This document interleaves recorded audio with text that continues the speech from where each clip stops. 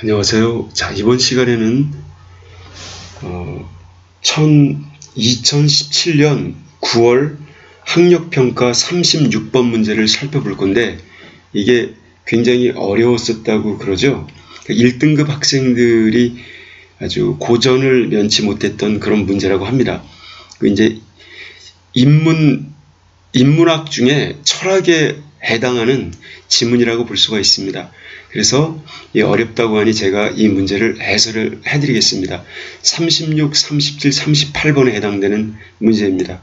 확대해서 볼게요.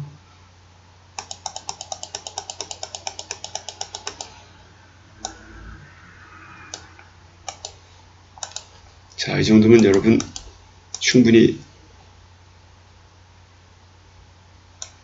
글자가 잘 보이시죠? 자, 이 정도로 설명해 드리겠습니다.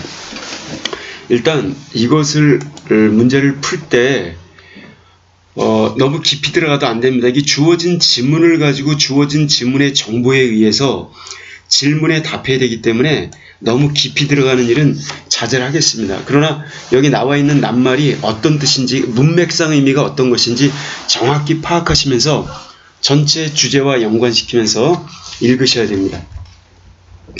볼게요. 서양의 중세시대, 고대, 중세, 근대, 현대 이렇게 있죠. 중세, 476년부터 1500년 정도까지를 말하는 거죠. 서양의 중세시대 얘기입니다. 여기 인간이 마음의 평정을 얻는 유일한 방법은 신에게 의지하는 것이었다. 자, 여기 주제가 나왔어요. 마음의 평정, 이 말 나왔죠? 마음의 평정, 이걸 포인트로 하는 겁니다. 마음의 평정 얘기한다는 걸 알 수가 있어요. 이거를 얻는 유일한 방법은 신에게 의지하는 것. 여기서 신에게 의지하다 이 말은 신을 믿고 따르고 그 인간이 독자적인 사유 판단을 하는 게 아니라 무조건 다 신에게 의지하고 신을 믿고 따르고 신에게 귀의하는 걸 말하죠. 당연히 종교를 전제로 하는 겁니다. 그 결과 인간은 신을 위한 삶을 중요하게 생각하였으며 그 초점이 안 맞았다는 겁니다. 인간 스스로의 삶을 사는 게 아니라 내가 태어나면 나는 신에 의한 피조물이기 때문에 신을 위하여 살아야 된다 라고 생각했던 거죠. 주체가 옮겨져 있었던 거죠.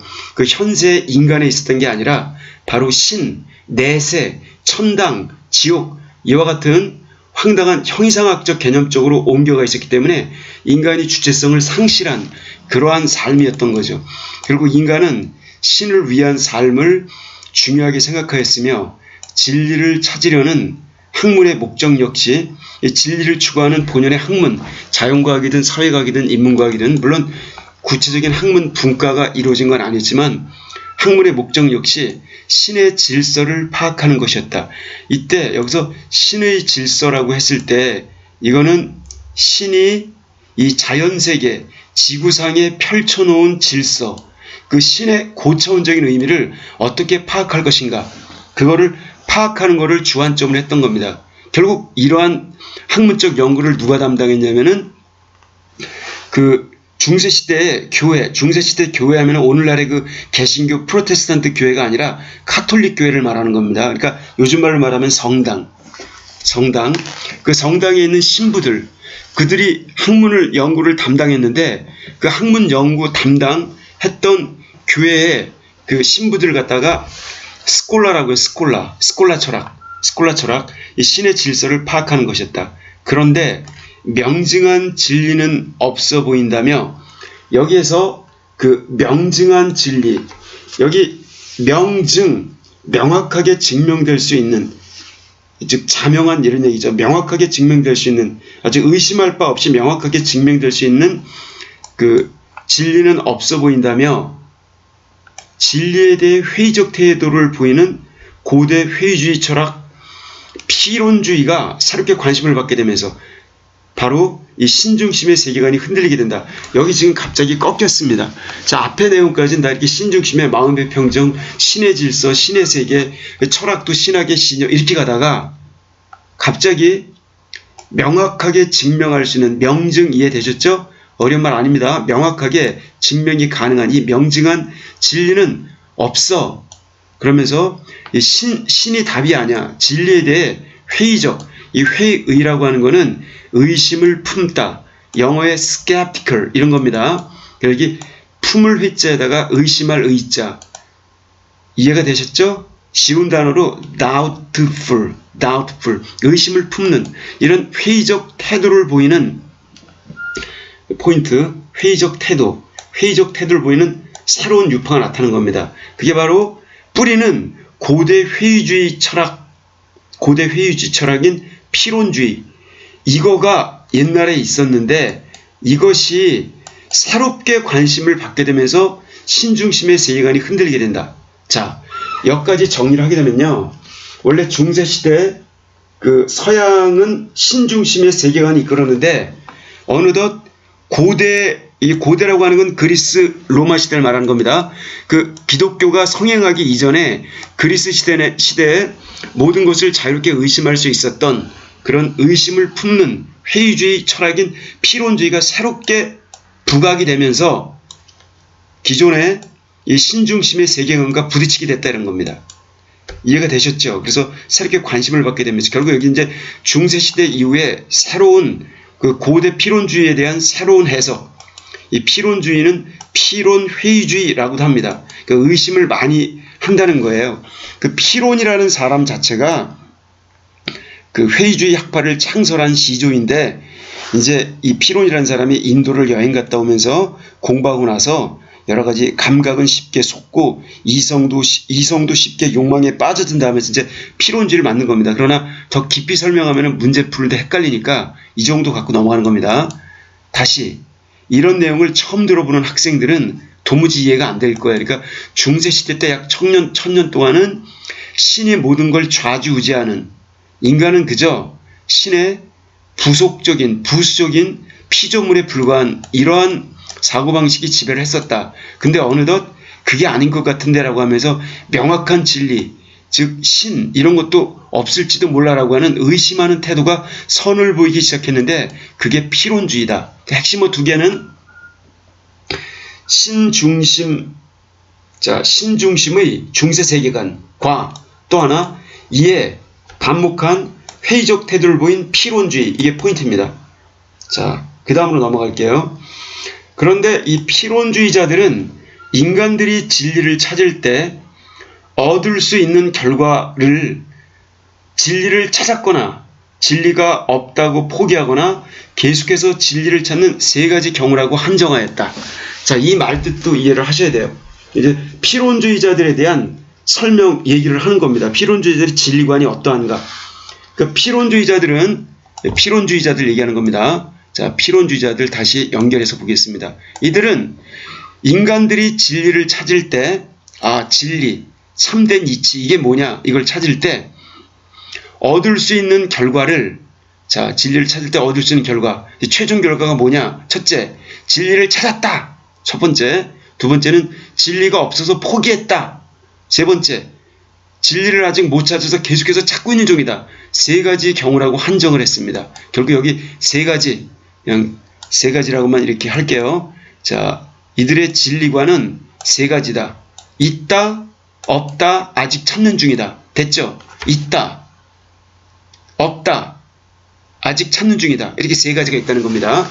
그런데 그들은 진리를 찾았다고 주장하는 사람들에 대해 지나친 독단주의라고 비판하면서 어려운 개념이 나왔어요.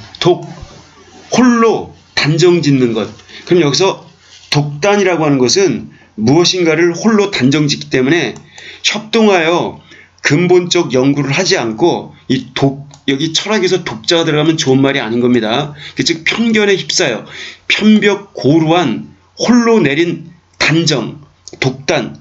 당연히 이 독단이라는 말은 그 주관적 편견으로만 판단하는 주의를 말하는 거죠. 당연히 독단주의는 모순에 빠져 있기 때문에 이거의 반대말은 비판주의가 되는 겁니다. 자, 그래서 여기 독단주의라는 말이 나왔는데 이 독단주의, 이거는 다른 용어인 겁니다.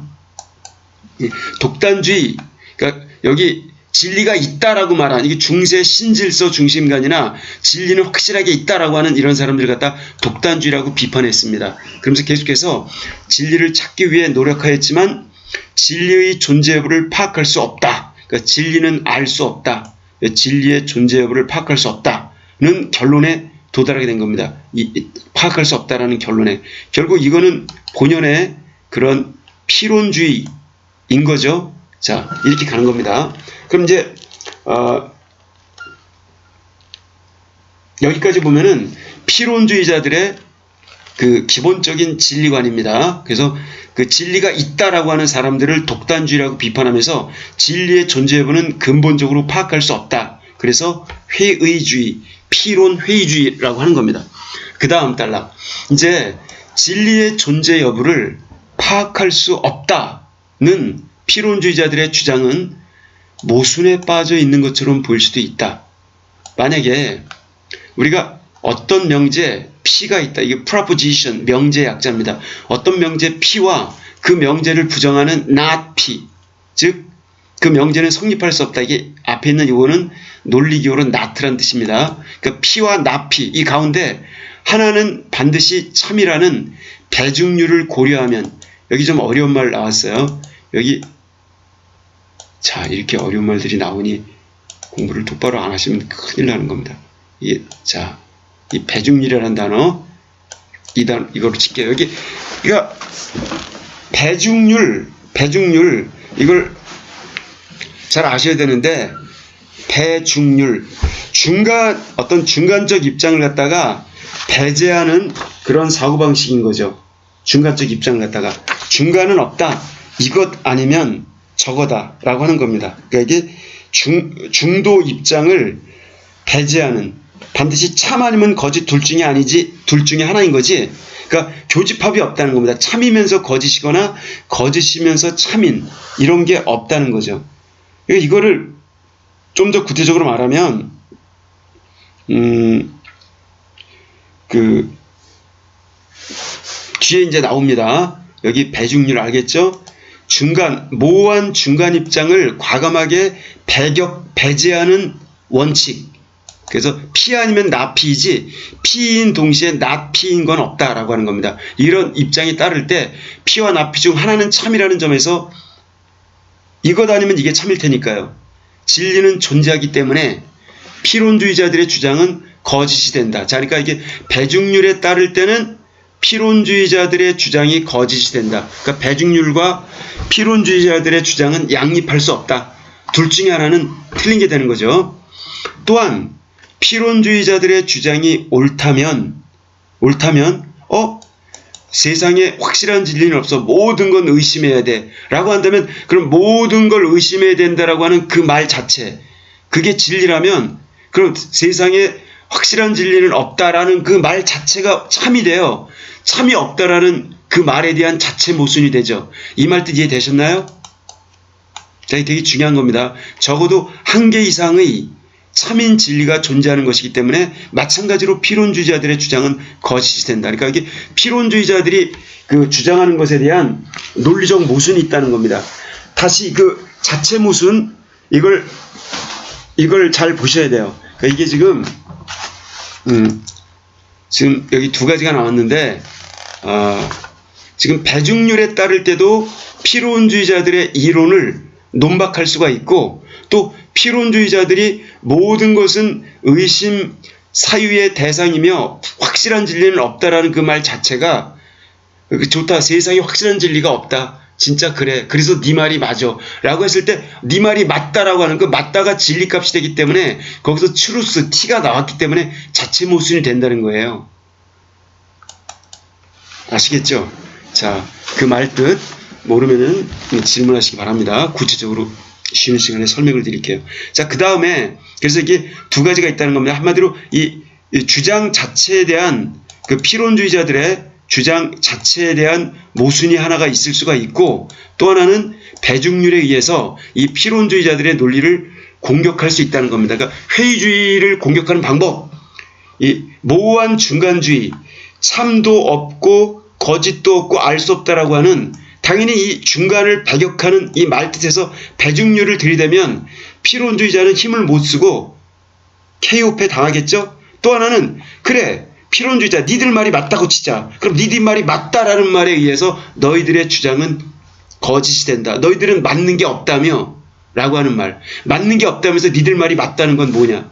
이해가 됐죠? 맞는 게 없다면서 자기들 말이 맞으니까 자체 모순에 의해서 무너질 수밖에 없는 주장이 됐다는 것이죠. 이렇게 필론주의자들은 지금 두 가지의 난제에 걸려 있는 겁니다. 자, 그렇다면 왜 필론주의자들은 진리를 파악할 수 없는 것으로 인식하였을까? 갑자기 진리를 파악할 수 없는 것으로 이렇게 생각했을까? 그러면 여기 인식이라는 말을 쓰는 거는 이게 알린자 알식자예요. 알린자 알식자. 이게 철학 용어인데 그러니까 이게 recognition, perception, understanding, knowledge. 제가 왜 영어 단어를 말했냐면은 국어 공부하면서는 영어 공부를 같이 하시는 게 좋습니다. 자, 이렇게 인식이라는 말은 철학 용어인데 이 인식에 대해서 관심을 갖는 그리고 인식의 방법론, 인식의 실체를 따지는 학문을 인식론이라고 그래요. 그래서 그걸 에피스테몰로지라고 하는데 그 인식론 하나는 경험을 통해 알 수 있다라고 하는 경험론, 하나는 이성을 통해서 알 수 있다라고 하는 그러한 합리론, 그리고 또 하나는 경험, 이성 이런 거를 동원해도 알 수가 없다라고 하는 불가지론, 그리고 또 하나는 경험과 이성을 합쳐야지만 이 진리를 제대로 파악할 수 있다라고 하는 관념론, 아이디얼리즘이라고 하는 겁니다. 그렇게 네 가지가 있어요. 인식론에는 네 개. 이제 고3 때 어려운 지문에 등장을 합니다. 잘 알아두세요. 그래서 이 인식이라는 말 이게 학술 용어라 이렇게 쓴 겁니다. 잘난 척하려고 쓴 게 아니에요. 그리고 이러한 글들은 쉽게 읽히기를 바라고서 이렇게 출제하는 게 아닙니다. 좀 제대로 된 고급스러운 문장들을 읽어보라는 거예요. 너무 독서들을 안 하니까 학생들이. 그래서 그들은 어떤 명제가 참인 진리가 되기 위해서는, 그러니까 참값을 갖기 위해서는 의심할 바 없이 정확하게 뚜렷하게 증명되는 명증성, 여기 명증성이라는 단어를 설명해 놨습니다. 의심할 바 없이 뚜렷하게 증명. 그래서 이 명확하게 증명되는 성질, 이 명증성, 이걸 지녀야 된다. 자, 여기 지금 이 명증성이라는 얘기를 갖다가 다시 했는데 진리의 기준, 참인 진리, 어떤 명제가 참인 진리, 어떤 명제가 참인 진리가 되려면은 진리는 명증성이 있어야 된다. 이런 주장을 하는 겁니다. 그런데 이러한 명증성을 지녀야 한다고 전제하였다. 여기 전제, 이것도 철학 용어입니다. 갑자기 전제하니까 전제, 이제 전제라고 하는 것은 우리가 어떤 그 이야기를 할 때 앞에다 먼저 끌어다 대는 걸 말합니다. 전제. 그래서 굳이 말하면은 거기 이 앞전제다 끌제자인데 앞에다 끌어다 대다. 그러니까 어떤 사물이나 상황이 이루어지도록 먼저 끌어다가 내세우는 것. 그래서 전제라고 하는 겁니다. 근데 이 전제랑 전제주의 왕권, 전제주의 체제, 그 토탈리테어리니즘 이 단어랑 혼동하시면 안 돼요. 우리말에도 유사어랑 반의어가 굉장히 많습니다. 그런 단어 공부 똑바로 하셔야 됩니다. 그래서 여기 전제라고 하는 이 철학 용어, 다시 굳이 이것도 한국말이 좀 어려운 거니까 쉽게 고등학교 1학년, 2학년, 3학년 수준의 영어 단어로 말하면 prerequisite 어렵습니까? premise 어렵나요? 아니면 presupposition 이런 단어입니다. 미리 가정을 한다는 얘기예요. 미리 제약 조건으로 내세우는 것, 미리 끌어다가 먼저 내세우는 조건입니다. 여기 명증성을 지녀야 한다고 전제 조건을 내세웠다 이런 뜻입니다. 그래서 그들은 다양한 명제들을 상충, 상호 충돌 또는 대립시켜 그 명증성을 확인하려고 하였고 명증성을 찾는 작업을 했다는 겁니다. 지속적으로, 이것도 계속적으로 그 유지, 소지 상태를 계속하다. 그러니까 유지 상태를 계속하다는 건 지속이라고 하는 겁니다. 그래서 지속적으로, 계속적으로 진리를 의심하는 방법으로 진리를 찾으려고 하였다. 이걸 회의주의적 태도라고 그래요. 진리를 의심하면서 계속 의심하면서 의심이 확실하면 그 진리라고 생각됐던 것을 폐기하는 거죠. 그래서 더 이상 의심할 수 없는 쪽으로 계속 나가는 겁니다. 그러나 이 과정에서 여러 명제들은 대립되고 모순되기 때문에 어느 쪽도 다른 명제에 비해 더 우월하다거나 더 낫다거나 더 모자라다거나 열등하다거나 이렇지가 않기 때문에 결국 자 여기서 이제 중요한 거는 명제들의 관계가 따져보니까 이렇게 대립되고 모순, 이 대립 모순 관계에 있다는 겁니다. 그러니까 결국 어떤 명제, 우월하거나 열등하지도 않으므로 이러니 결론에 도달할 수가 없는 거예요. 어떤 명제도 명증성을 지닐 수가 없다. 명증성을 지닐 수가 없다라고 본 겁니다. 이게 결론입니다. 이게 피론주의의 결론이에요. 그러니까 그들은 진리를 찾을 수 없다라고 하는 회의적 상태, 여기 진리를 찾을 수 없다. 그러니까 진리값 없다가 되는 거죠. 이와 같은 회의적 의심만 가득 품어있는 그런 상태에 이르게 되는 겁니다. 회의적 상태에 이르게 되는 거예요. 자, 그러니까 결국 진리는 없어 보인다는 결론을 내리게 된 것이다. 그런데 자 이제 여기까지 보면은 피론주의자들이 진리를 파악할 수 없는 것으로 인식하게 된 까닭, 진리는 파악할 수 없다. 왜? 명제가 참인 진리값 명증성을 추구하다가 계속 찾아보니까 자, 이 회의적 태도로 지속적으로 찾아봤어요. 근데 명제들은 이렇게 상충 대립 관계에 놓여 있고, 그 다음에 명제들 간의 우열 관계도 없고 대립되고 모순되니 명증성을 찾을 수가 없다. 그래서 진리란 찾을 수 없다. 이건 너무 힘들고 지겨운 작업이야. 머리 아파. 이래서 결국은 딱 이제 진리는 없다라는 결론을 내리게 되는 거죠. 이 피론주의자들은 이처럼 진리를 판단할 수 없는, 여기 중요한 개념이 나옵니다. 진리는 더 이상 이제 판단할 수 없다라고 하는 판단 중지 상태, 이 판단 중지 상태, 이 상태를 갖다가 에포케라고 합니다. 이 에포케, 판단 중지 상태에 이르게 되는 겁니다. 더 이상 피곤하게 판단하지 말자. 판단 중지 상태에 이르러요. 그걸 갖다가 이 그리스 말로 에포케라고 하는 겁니다. 자, 중요한 단어가 나왔어요. 이 에포케라고 했는데, 그러니까 여기 그 에포케라고 하는 말, 이 에포케는 이제 판단 중지 상태를 말하는 건데, 이건 이제 원래 에페케인이라는 stop, cease, 멈추다, 삼가다라는 고대 그리스에서 나온 개념이에요. 그런데 이렇게 생각하는 게 너무 피곤하니까 딱 멈추자 이런 얘기죠. 이 에포케는 어떤 명제에 대해 긍정도 부정도, 그래, 오라, 그러니까 참값, truth, 틀려, 그러니까 이거는 false, 가짜, 이런 것도 판단을 내리지 않는, 시비 판단을 내리지 않는 마음의 상태. 그래서 판단 중지 상태입니다. 그들은 진리에 대한 판단을 중지하면 오히려 진리를 얻기 위한 고뇌에서 벗어나, 자, 이게 중요한 겁니다. 고뇌에서 벗어나 마음의 평정 상태인 아타락시가 오게 된다라고 봤던 겁니다. 이게 포인트예요.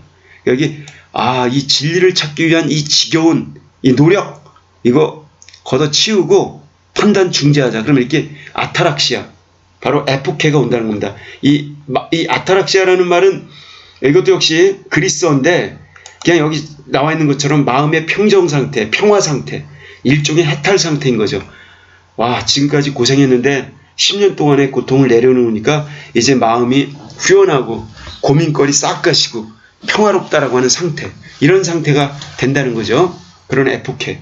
그래서 여기 에포케라고 하는 것은 이렇게 판단 중지, 이걸 통해서 즉 어떠한 생각에도 반론을 제기할 수 있기 때문에 그냥 판단을 중지하는 수밖에 없다. 그 판단 중지는 일종의 해탈 상태이고, 이게 바로 굉장히 이 피론주의, 피론 회의주의 철학에서 중심 개념입니다. 에포케가 이것저것 따지지 말라, 다 필요 없다, 진리란 없다, 딱 이렇게. 그래서 이게 이러한 중세 시대에는 마음의 평정을 얻는 유일한 방법이 뭐였냐면은 신에게 믿고 의지하고 신을 따르고 무조건 가서 기도하고 이렇게 하는 것밖에 없었어요.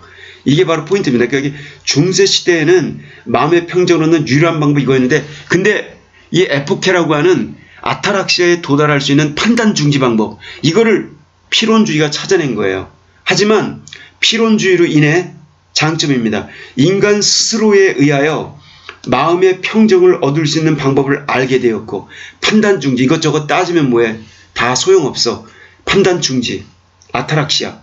이는 신중심의 세계관에서 탈피하여, 탈피, 벗어날 탈, 껍질 피자, 껍질을 벗는다는 거니까, 즉 다른 말로 세계관을 극복하여, 똑같은 말입니다. 세계관에서 탈피하여 인간이 주체적으로 사고하는 계기가 되었다. 드디어 인간이 신의 종속적 어떤 피조물이 아니라 주체적으로 사유하는 계기가 된 겁니다. 주체적으로 사고하는 생각의 중심점이 이렇게 옮겨가게 됐다는 거죠. 굉장히 중요한 겁니다. 이게 주체적 사유, 신중심의 세계관에서 탈피, 여기서 신중심의 세계관에서 탈피, 이것도 되게 중요한 거죠. 이렇게 연결되는 겁니다. 신중심 세계관에서 탈피하고 인간이 주체적 어떤 사유의 주체가 되었다. 그래서 다시 한번 말씀드리면 여기 신에게 의지하던, 모든 걸 신에게만 의지하는 이런 방법에서 벗어났다. 그래서 드디어 인간이 사유의 주체로 우뚝 서게 된 겁니다. 그러니까 필론주의가 진리값을 얻었던 못 얻었던 이게 포인트가 아니라 사유의 방식을 바꿔놓았다는 얘기입니다. 그래서 이제 한편 이거에 힘입어서 여기 데카르트는 근대 철학의 어떤 근대 철학을 일으킨 그런 인물인 거죠. 데카르트와 같은 그런 철학자들은 근대 인식론의 대가입니다. 대륙의 합리론의 거의 보스라고 할 수가 있습니다. 근대 철학에 데카르트와 같은 철학자들은 고대 필론주의의 진리의 존재 여부를 파악할 수 없다는 태도, 즉 고대 필론주의가 펼쳤던 진리의 존재 여부를 파악할 수 없다는, 여기 고대 필론주의의 이거는 태도에 연결되는 겁니다. 즉 고대 필론주의의 진리 존재 여부 파악 불가능이라는 고대 필론주의의 태도를 극복하기 위해, 이걸 극복하지 않으면요 근대 철학이 성립할 수가 없었던 거예요. 그 프랑스라는 나라에서는. 왜냐하면 기독교가 지배하고 있었던 그런 사회에서 그 모든 것을 갖다가 불확실 상태로 몰아넣게 되면은 진리의 기본 토대가 없기 때문에 그 위에 어떠한 진리를 연구하더라도 사상 누각이 돼서 무너져 버리게 되죠. 그래서 그 토대를 확립하기 위해, 그러려면 기본적 토대를 딱 발디딜 틈이 있어야 되는데, 그 발디딜 기본적인 틈, 그게 바로 기본 토대인 건데, 그거는 이 고대 필론주의를 극복하지 않으면 불가능했던 겁니다. 그래서 결국 데카르트도 고대 필론주의가 써먹었던 방법과 똑같이 방법론적 회의, 모든 걸 의심하면서 시작을 하는 겁니다. 왜냐하면 그래야 어떤 회의주의자가 공격을 해와도 다 부딪혀서 정당하게 대결을 해서 이길 수 있을 테니까요. 그래서 이 데카르트는 방법서설이라는 책에서 방법론적 회의, 즉 학문 연구 방법, 진리 연구의 방법으로서 모든 걸 의심하는 그러한 방법을 취합니다. 그래서 깊이 있게 인간의 인식에 대해 고찰하였다. 결국 그래서 이성에 의해서 그 진리를 인식할 수 있다라고 하는 합리론을 열게 된 것이죠. 그래서 근대 철학의 시대가 열리게 된 것이다. 그럼 여기 근대 철학, 사유의 주체가 된, 인간이 사유의 주체가 돼서 근대 철학인 합리주의의 문을 연 게 이 데카르트인데, 데카르트가 몇 개 나왔죠? 자, 이 데카르트라는 인물이 나오기 위해서는 바로 이 근대 철학의 시대, 이게 나오기 위해서는 바로 필론주의가 나름대로 공이 있었다는 겁니다. 이 필론주의의 태도를 극복하는 걸 과제로 삼고서 연구했기 때문에, 그리고 데카르트가 이 필론주의적인 학문적 연구 태도를 갖다 수용해서 그걸 극복해내게 되죠. 그래서 이 근대 철학의 시대가 열렸다는 것입니다. 자, 제가 이렇게 말씀을 쭉 드렸는데, 이제 이러한 글을 생전 처음 본 학생들은 도대체 이게 무슨 뚱딴지 같은 소리냐 할 거예요.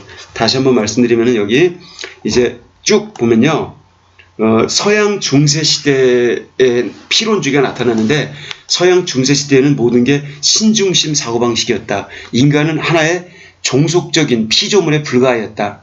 그런데 갑자기 회의적 태도, 고대 시대에 있었던 그 필론주의가 부활하더니 회의적 태도, 고대 회의주의가 불안해서 필론주의가 나타났다. 근데 필론주의자들의 이 진리관은 세 가지다. 진리가 있거나 없거나 계속 찾는 중 세 가지. 그래서 결국 진리가 있다라고 주장하는 애들 갖다가 독단주의라고 비판하면서 진리의 존재 여부는 파악할 수 없는 것이다라는 결론에 도달한다. 그럼 이 필연주의자들의 논리는 옳으냐 따져보자. 그럼 진리의 존재 여부를 파악할 수 없다라는 필연주의자들의 태도, 너희들을 내가 비판해주마 하면서 나타나는 게 첫째, 배중률.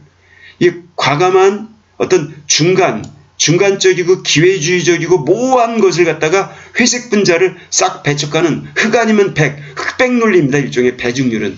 참 아니면 거짓, 둘 중에 하나밖에 없다는 얘기예요.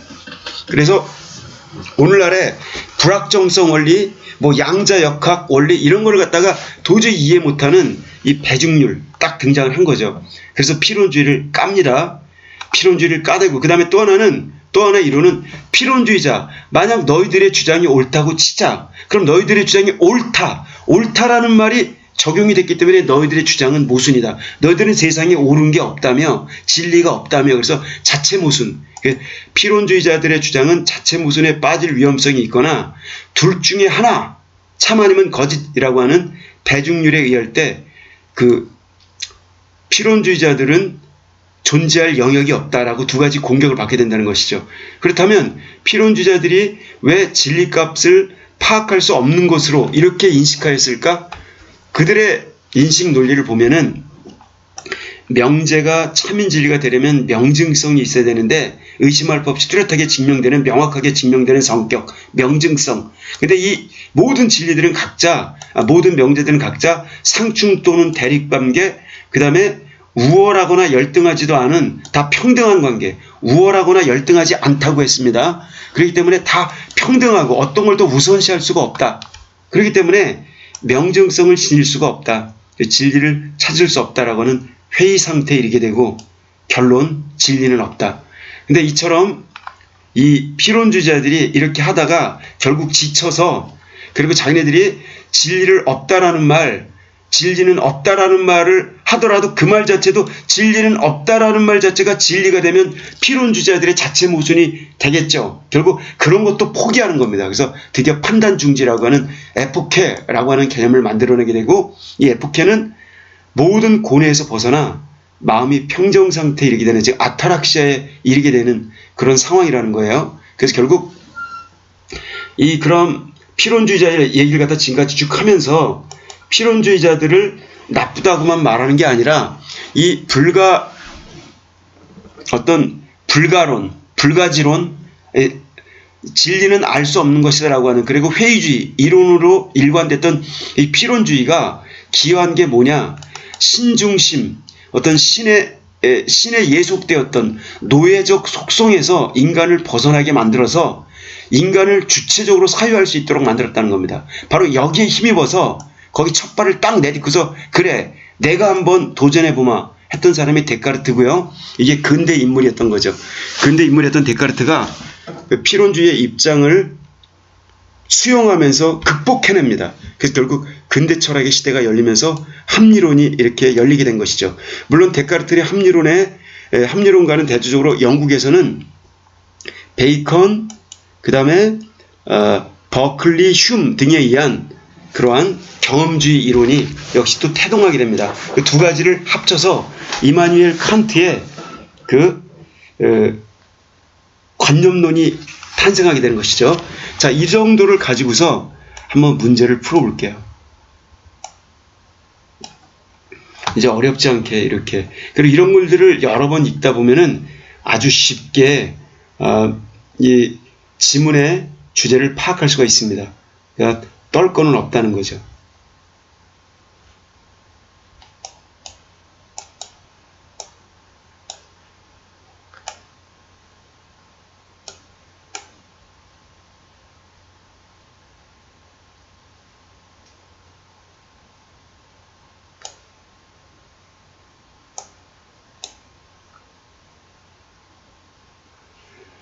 자, 글자가 좀 커서 화면이 좀 오하네. 자, 이 정도로 보겠습니다. 여기 윗글에 대한 설명으로 가장 적절한 것 그랬습니다. 자, 가장 적절한 것 그랬습니다. 그럼 여기 보면은 고대 필연주의 관점에서 봤을 때 근대적 인식론의 한계를 비판하고 있다. 자, 이게 아닌 거죠. 즉 여기 고대 필연주의의 관점이 어떠한지 관점을 살핀 다음에 그게 근대적 인식론으로 이어지게 된 그런 내용을 설명하고 있는 겁니다. 근대적 인식론의 한계를 비판한 게 아니에요. 예, 오히려 근대 필연주의의 한계점을 극복하면서 근대적 인식론이 나왔던 거죠. 데카르트가 맨 끝에 데카르트 얘기 나왔지 않습니까? 근대 필연주의의 한계점을 극복하면서. 그러니까 결국 1번은 이야기를 거꾸로 말한 겁니다. 그렇게 거꾸로 말해도 학생들이 못 알아듣기 때문에 무슨 말이든지 인식을 못하기 때문에 이렇게 웃기는 지문을 낸 겁니다. 이게 알고 보면 이게 얼마나 웃기는 말을 거꾸로 쓰고 있는지. 근데 우리 국어인데 이렇게 어렵게 느껴진다는 것이죠. 두 번째, 고대 필연주의의 형성 배경과 발전, 쇠퇴 과정을 제시하고 있다. 고대 필연주의 얘기 나왔습니다. 근데 이것이 나중에 중세 필연주의로 부활했다는 얘기가 있었고요. 그 다음에 그것의 형성 배경, 고대 필연주의를 최초로 만든 사람은 누구이며 어떻게 돼서 어떻게 됐다, 흥망성쇠 이런 건 하나도 안 나왔어요. 발전 과정 이런 거 안 나왔고 그냥 갑자기 고대 필연주의를 뚝 중세시대 신관에서 이것과 대립된 고대 필연주의가 있었다. 그러니까 형성 배경과 발전, 쇠퇴 과정 이거 전혀 안 나왔고 나중에 이게 근대 인식론으로 이어지게 된 그 까닭만 나왔지 형성 배경, 발전, 쇠퇴 과정 이건 안 나왔죠. 세 번째, 고대 필연주의와 중세에 부각된 필연주의의 차이점을 분석하고 있다. 자, 여기 고대 필연주의 얘기가 있습니다. 그리고 중세에 부각된, 이 부각이라고 하는 것은 음각의 반대말인데 이 부자가 뜰 부자입니다. 그러니까 여기 조각을 어떤 윤곽이 드러나도록 조각을 이렇게 겉으로 드러나도록 하는 겁니다. 그런 의미에서 여기 부각이라고 한 거죠. 그럼 여기에서 여기 이 글에서는 중세 시대에 고대 회의주의 철학인 필연주의가 새롭게 관심을 받았다라고 소개를 했죠. 그리고 고대 필연주의 진리관에 대한 설명만 하고 있지, 그 고대 필연주의와 중세 필연주의는 이런 점이 다르고 이런 점이 같으며 이런 점이 더 심화되고 발전돼 이런 얘기 전혀 없습니다. 자, 생각이 나시죠? 다시 이제 지문을 읽어보세요. 모호하신 분은. 그 다음에 고대 필연주의를 신중심의 중세 철학이 계승하게 된 까닭을 밝히고 있다. 아니, 신중심의 중세 철학이 고대 필연주의를 계승한 게 아니라 신중심의 중세 철학이 지배를 하다가 사람들이 더 이상 그 신중심의 그 독단적인 세계관을 참을 수가 없었던 거죠. 그래서 다시 고대 필연주의에 대한 관심이 생겨나면서 중세 신중심의 세계관에서 벗어나게 됐다는 것이죠. 그러니까 신중심의 중세 철학이 계승한 게 아니에요. 신중심의 중세 철학과 대립하면서 고대 필연주의가 일어났던 것이죠. 결국 이거는 역시 거꾸로 설명하고 있습니다. 그 다음 다섯 번째, 고대 필연주의가 인간이 주체성을 획득하는 데 미친 영향을 설명하고 있다. 자, 이건 맨 끝에 잘 나와 있죠. 여기 고대 필연주의가 있었는데 이게 중세 때까지 쭉 이어지면서 인간이 주체성을, 결국 모든 게 신중심에서 신의 지배를 받던 예속적 상태의 중세 어떤 진리관에서 인간이 드디어 주체성을 획득한다. 인간이 스스로 에포케, 판단 중지를 함으로써 아타락시아라고 하는 그 마음의 평화 상태에 이를 수 있다. 그래서 신에게 의존하지 않고도 인간이 스스로 사유하고 판단을 내릴 수 있으며 마음의 평화 상태, 기도하고 교회 안 다녀도 이게 가능하다는 얘기죠. 이런 얘기를 하면서 이 주체성을 획득하는 데 미친 영향을 설명하고 바로 이 얘기하는 겁니다. 그래서 여기 중세의 그런 미신적인 그 신중심관에서 탈피하게 된 그런 걸 말하는 거죠. 5번이 딱 정답이 되는 겁니다. 그 다음 37번. 이거는 보기에서 필연주의에 대한 설명으로 적절한 것만을 있는 대로 고른 것은 했습니다. 그리고 3점이에요. 당연히 어려운 거죠. 여기 보면은 첫째, 다양한 명제들을 상충 또는 대립시켜 명증성을 확인하려고 하였다. 여기 필연주의는 다양한 명제들을 진리를 찾으려고요. 다양한 명제들을 상충 또는 대립시켜 상호 충돌 또는 나란히 서로 마주서기에서 명증성을 확인하게 되었죠. 즉 바로 이거죠. 이게 필론주의가 한 작업 방식입니다. 연구 방식. 어떠한 명제도 다른 명제에 대해 보다 우월하거나 보다 열등하지 않고 모든 명제는 평등하다라고 봤던 거죠. 이것도 맞습니다. 다 맞네요. 기억, 니은이. 그 다음에 디귿 여기 고뇌에서 벗어나 마음의 평정 상태, 즉 이게 아타락시아인데, 아타락시아 이러면은 진리를 파악할 수 있다가 아니라 이 진리를 파악하려는 이 고통스러운 그 행위 자체를 그만둘 때, 즉 판단을 중지할 때 마음의 평정 상태가 온다. 진리를 찾으려고 자꾸 이게 사각경격을 바라보다 보면은 오히려 더 피곤하고 갈등 상태에 이르게 되고 마음의 평정 상태는 멀어지는데, 그러한 판단 중지, 이걸 아포케라고 했죠. 아포케에 가야 평정 상태에 이르게 된다기 때문에 이거는 역시 말을 거꾸로 해놓은 겁니다. 디귿은 아니죠. 어떤 명제가 진리가 되려면 의심하지 않은 명증성을 지녀야 된다. 그러니까 진리 판별 기준값, 진리 판별의 기준은 명증성이다. 딱 맞죠. 결국 세 가지네요. 기억, 니은, 리을. 그렇죠? 그 다음 이제 38번 문제. 여기 B에 대한 설명이다. B는 데카르트에 밑줄 쳐놓은 건데, 여기 A와 B의 이 P론과 그 데카르트의 공통점으로 가장 적절한 것, 이걸 묻는 겁니다. 그래서 결국 그 P론주의자와 데카르트의 공통점, 여기 이제 보기를 보고 가장 적절한 거 됐습니다. 보기는 데카르트에 대한 설명인데 데카르트 보충 설명을 하는 겁니다. 여기 A는 뭐라고요? 이거는 P론주의, B는 데카르트 합리론. 데카르트는 의심할 수 없는 절대적 확실성, 이른바 명증성이죠. 명증성, 자명성, 이거를 가진 기초적 믿음을, 여기 의심할 수 없는 절대적 확실성, 이걸 갖다가 바로 기초적 믿음이라고 하는데, 이거를 데카르트가 이걸 찾으려고요, 방법적 회의를 전개합니다. 진리에 대해 의심해보는 이 회의적 사고, 이걸 방법적 회의라고 하는, 모든 걸 다 의심하면서 생각하는 겁니다. 그것도 의심, 중세, 신중심의 어떤 봉건적인 사고방식, 낡은 제도, 낡은 사상, 모든 걸 다 의심해서, 그래서 의심이 되는 것은 다 폐기 처분해버리는 거예요. 이것도 아니야, 이것도 아니야. 근데 결국 의심할 수 없는 하나의 사실에 도달하게 돼요. 근데 내가 지금 뭐 하고 있는 거지? 내가 생각하고 있네? 내가 생각하고 있는 거 맞나? 내가 생각하고 있는 나는 의심할 수 없네? 그래서 이걸 코기토 사상이라고 하는데, I think, therefore I am 이라고 하는, 나는 생각한다, 고로 존재한다 라고 하는 그 얘기를 하는 겁니다. 책 읽은 사람은 당연히 알겠죠? 당연히 윤리책에도 나오는 이야기이기 때문에 그 책을 기억하더라도 이 국어 문제를 풀 수가 있는 겁니다. 이러한 방법으로 찾은 이 기초적 믿음, 이게 바로 코기토 사상, 방법적 회의에 의해서 생각하고 있는 주체로서의 나, 이걸 찾게 된 거죠. 이 기초적 믿음은 이 사유하는 존재, 이게 바로 생각하는 나입니다. 생각하는, 사유하는 존재 자체, 이걸 의심할 수 없다.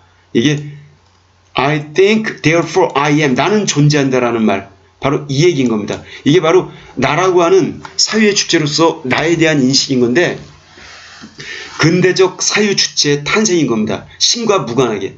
원래 옛날에 있다, 없다 이런 말은 함부로 할 수가 없었어요. 다 신에 의해서 만들어진 피조물의 세계라고 봤기 때문에 그런 말을 함부로 쓰는 것 자체가 일종의 신성모독, 블레스피미였던 거죠. 그런데 드디어 사유의 주체로서 인간을 신으로부터 독립시켜낸 겁니다. 다른 진리 추구의 토대가 되었다. 이후에다가 이제 무엇이든 쌓아갈 수가 있었던 거죠. 사상 누각이 안 되게 됐던 거죠. 자, 이렇게 됐을 때 여기 지금 공통점입니다. 이 공통점 찾는 거예요. 공통점 찾는 겁니다. 그 피론주의와 데카르트의 공통점. 첫째, 1번 배중률을 통해 진리를 증명하였다. 아니죠. 이 배중률은 피론주의를 공격하기 위한 그러한 논리였던 거죠. 진리는 참 아니면 거짓 둘 중에 하나, 흑백 논리, 흑 아니면 백이지 회색은 없다라고 하는 중간을 배격하는 논리였지 않습니까? 이건 아닌 겁니다. 그 다음 벌써 피론주의를 갖다가 공격했기 때문에 이거 볼 거 없죠. 기초적 믿음, 이것은 신의 질서라고 여겼다. 이 기초적 믿음이 신의 질서라고 여긴 게 중세 신중심 사고방식, 스콜라 철학이었던 겁니다. 근데 이거에 반대를 하면서 의심을 하면서 새로운 진리관을 펼쳤던 게 그게 피론주의하고 그게 데카르트였던 거죠. 결국 이건 아닌 겁니다. 사유의 과정에서 의심의 방법을 사용하였다. 그렇죠. 이게 딱이죠. 둘 다 방법론적 회의, 의심의 방법. 그리고 피론주의도 원래 피론주의의 명칭이 피론회의주의예요. 그러니까 피론주의는 회의주의의 대명사. 그 회의주의 철학을 제일 처음 폈던 그런 철학 이론이었던 거죠. 결국 둘 다 의심의 방법, 이 의심을 마음속에 품는 걸 유식한 말로 회의라고 하는 겁니다. 모여서 미팅하는 그런 회의가 아니라, 아시겠죠? 의심, 이 의는 의심할 의자입니다.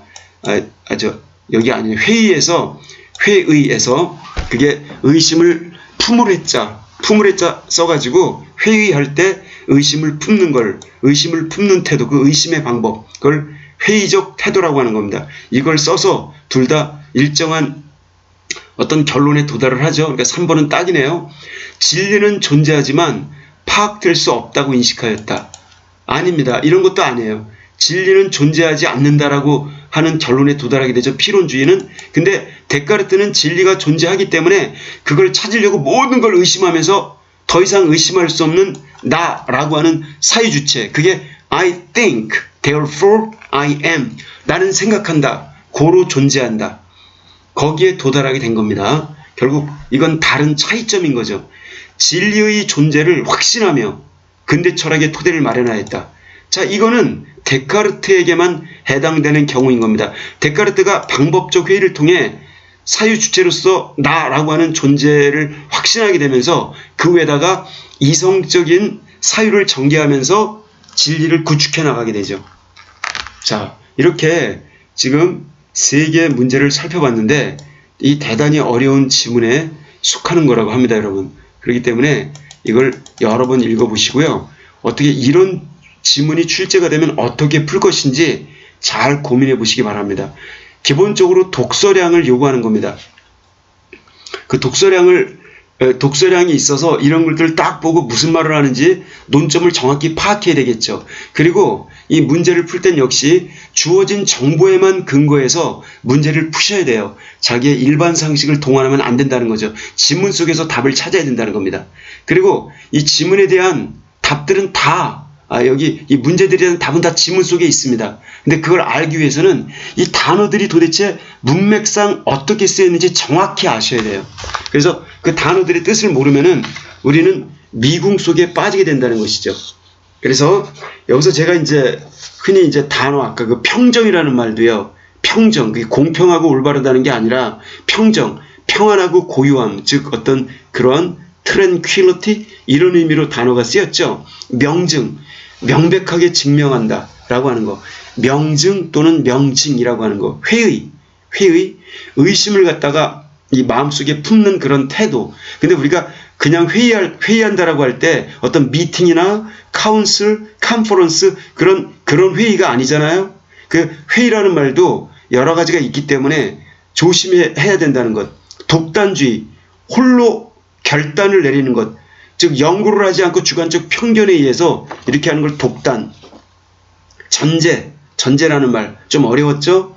어떤 사물이나 상황이 이루어지도록 미리 내세우는 그런 논리, 전제 조건 이런 거.